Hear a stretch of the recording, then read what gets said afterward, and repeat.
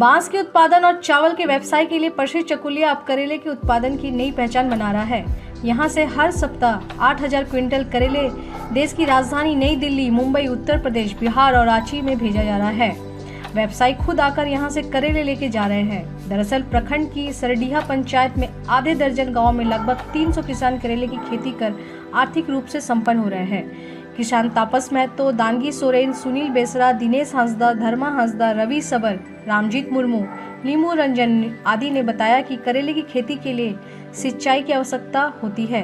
उन्हें निजी तौर पर व्यवस्था करनी होती है। सब्जी की खेती करने वालों की सरकार की ओर से कोई सुविधा दी नहीं जाती। उन्हें सिंचाई की सुविधा उपलब्ध कराई गई तो पंचायत के सभी किसान सब्जी की फसल लगाकर समृद्ध हो सकेंगे।